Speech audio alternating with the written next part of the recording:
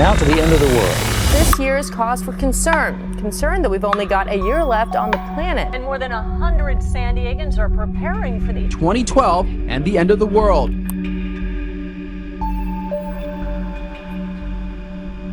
Well, I don't know about you, but the last time I checked, I was still very much alive. But what if I told you that the world as we know it has already ended in the year 2012? Did you ever get that feeling that something just doesn't feel right? Things don't let up anymore, and, well, something has changed, but you just don't know what it is. Well, you are not the only one. On December 5th, 2013, it was reported that anti-apartheid activist, politician, and the first president of South Africa, Nelson Mandela, sadly passed away. Except that many people remembered him dying in prison in the 1980s.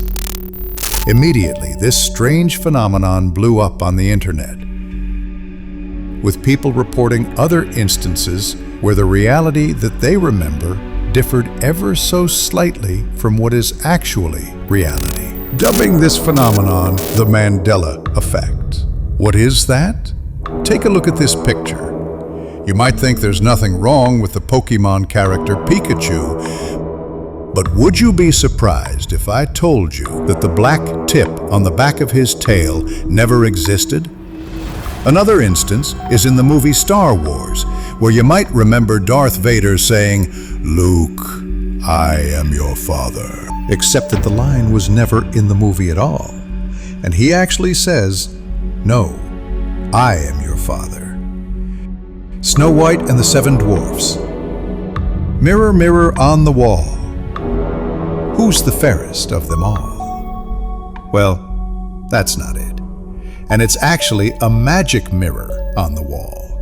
Who's the fairest of them all? A quick search will reveal many such examples all over the world, where the collective remembers something a certain way. But the reality is so different. But maybe one of the more chilling examples comes from the children's hit TV series, The Berenstain Bears, where I could swear that it was spelled S-T-I-N, except it has, and always has been, Berenstein Bears, spelt with an E.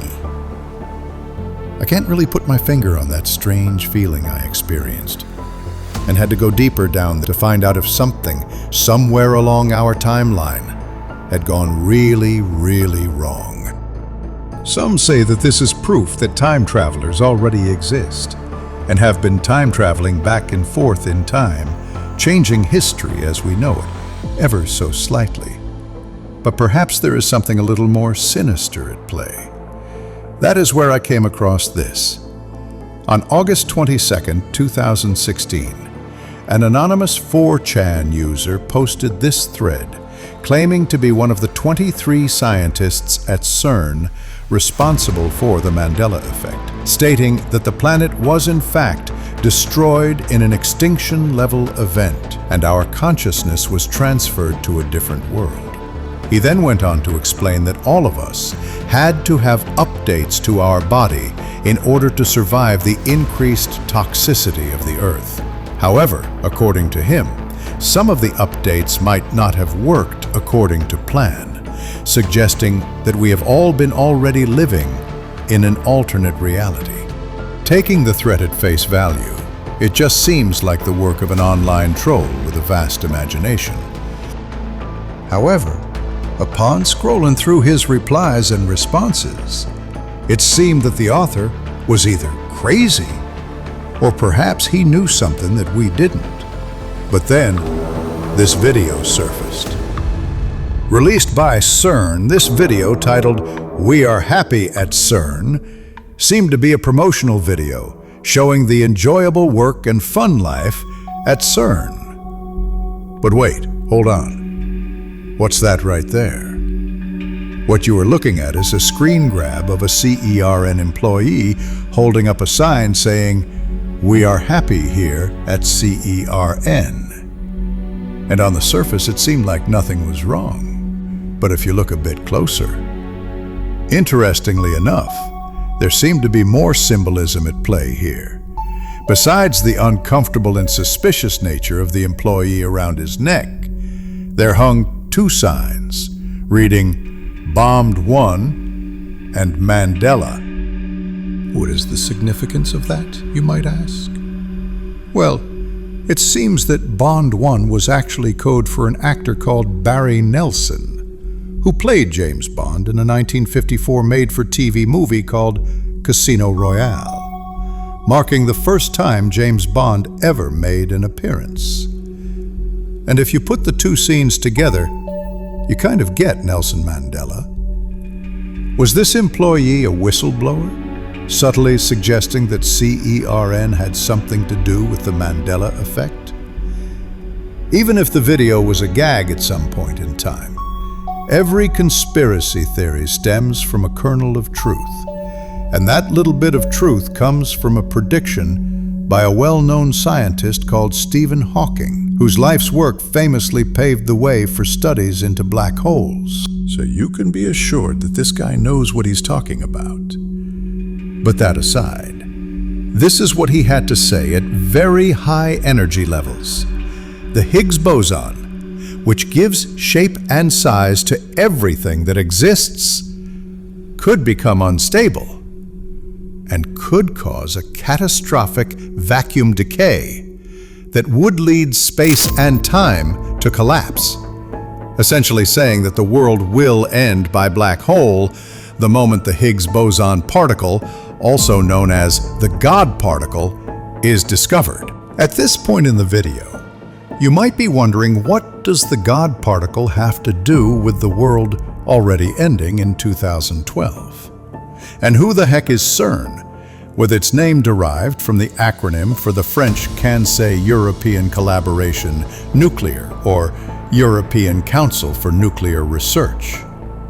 CERN is basically the leading research organization on particle theory, trying to figure out how the universe was created. If you go onto their website, their mission literally says at CERN, "Our work helps to uncover what the universe is made of and how it works."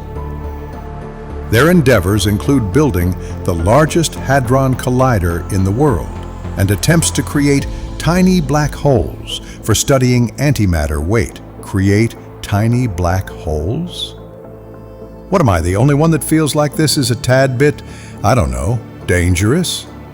Never mind the fact that they have a Lord Shiva statue out on their front porch, which just happens to be the Hindu god of destruction, or that their logo sports 666, the number of the beast. It is very clear that the work CERN is doing seems to be skewed towards playing God. And when it comes to playing God, we immediately think of one person, the prince of the world himself, Satan. Don't just take my word that something suspicious is going on at CERN, because here is another coincidence for you by looking at the writings of the Bible in Revelations, chapter 2, verse 13. "I know where you live, where Satan has his throne, yet you remain true to my name. You did not renounce your faith in me, not even in the days of Antipas, my faithful witness, who was put to death in your city where Satan lives." And if we look at where Saint Antipas was put to death, interestingly enough, we get a place called the Appalling Temple in Lyon, or what we know now as Geneva, which just so happens to be the place where CERN is located. Just think about that. Maybe that will give you a little more context to this next part of the video. Because you see, after tracing the discovery of the God particle, we find that CERN actually discovered it on the 4th of July, 2012. So is it really a stretch to say that CERN, upon the discovery of the God particle, accidentally created a black hole, like what Stephen Hawking predicted, which destroyed the entire world? And if that is the case, then how are you still watching this video? Well, it is important to note that over the last decade, many theoretical physicists have come to believe that all outcomes and events happened simultaneously, essentially suggesting that we are a part of a multiverse that is ever expanding. With every decision that we make, with some scientists believing that the universe we are now in was born from a black hole, which opened a bridge sucking two parallel universes into each other, causing people to remember information differently. When the truth of the matter is that their realities were just getting crossed with one another. So were we just sucked to a parallel universe when our own reality disintegrated? Well, it kind of makes sense, because if our universe was indeed sucked into a black hole, and we did emerge on the other side, nothing would have changed for us. And the only clues that could point to signs that something had gone really wrong would be our memories being so slightly different from the reality in that alternate universe. But if you still think that it's a bit of a reach, did you notice that ever since 2012, time seems to have sped up, and the world seems to be spiraling more and more into chaos every single day? Is it weird that the earliest reports of the Mandela Effect actually only occurred in the year 2012? Well, how about the fact that the Mayans, who accurately predicted multiple astrological events in our universe, believed that the universe was going to be destroyed at the end of their calendar cycle?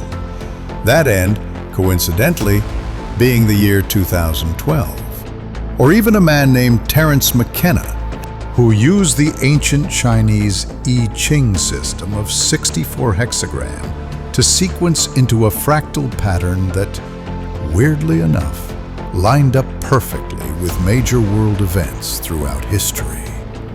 And spoiler alert, the graph collapses to zero in the year 2012, predicting that time had already run out. But perhaps the most peculiar one was a whistleblower by the name of Preston B. Nichols, who wrote books detailing time travel experiments at the Montauk Air Force Base, which was eventually confirmed by CIA declassified documents, claiming that despite their successes in traveling through time, they were somehow never able to time travel past the year 2012 because they could find no future beyond it. And while that might sound like something a 2012 doomsday believer would say before the year 2012, that is just it.